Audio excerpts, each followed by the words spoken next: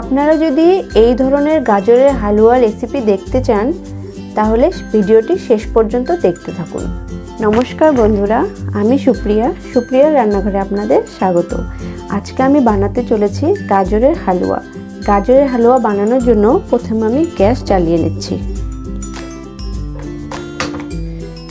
এবার একটি কড়াই বসিয়ে দিচ্ছি।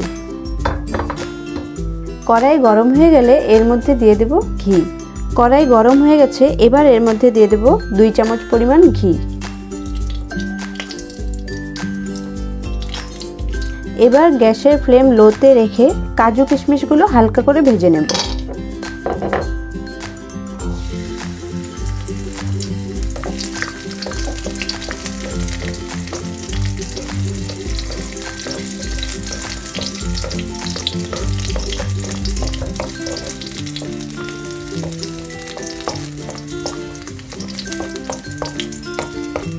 কাজু কিশমিশ হালকা ভাজা হয়ে গেছে, এবার এগুলোকে উঠিয়ে নেব।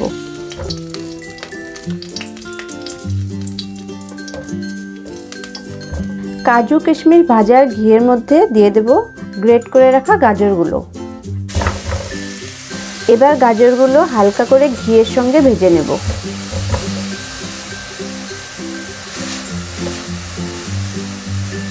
এবার গাজরগুলো সেদ্ধ হওয়ার জন্য কিছুক্ষণের জন্য রেখে দেব।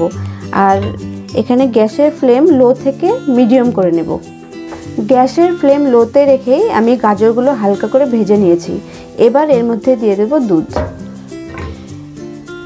এখানে আমি 1 কাপ পরিমাণ দুধ নিয়েছি।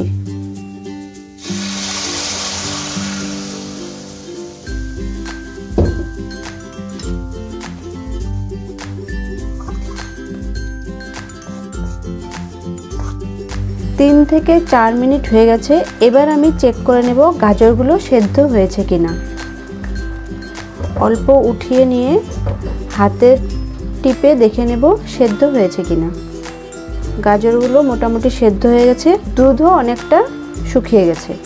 এবার এর মধ্যে দিয়ে দেব চিনি। আমি গাজর যতটুকু পরিমাণ নিয়েছি তার 3 ভাগের 1 ভাগ নিয়েছি চিনি। এবার এর মধ্যে দিয়ে দেব চিনি।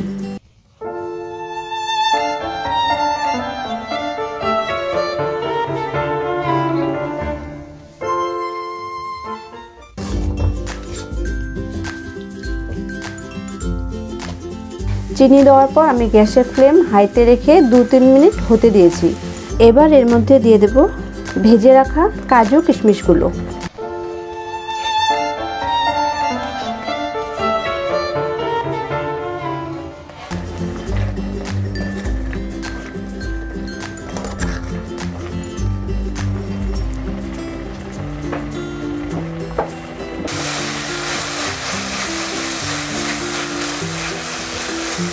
দুধ শুকিয়ে গেছে আর গাজরগুলো সেদ্ধ হয়ে গেছে।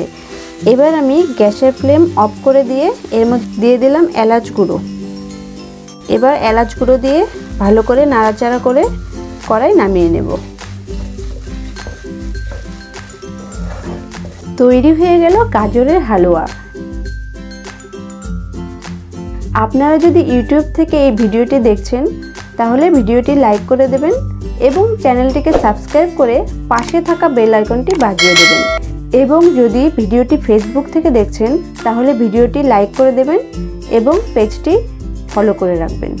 রেসিপিটি কেমন লাগলো কমেন্ট করে অবশ্যই জানাবেন। আর যদি কোনো প্রশ্ন থাকে সেটাও কমেন্টে অবশ্যই জানাবেন। আজকের মতো এখানেই, দেখা হচ্ছে পরবর্তী ভিডিওতে। নমস্কার।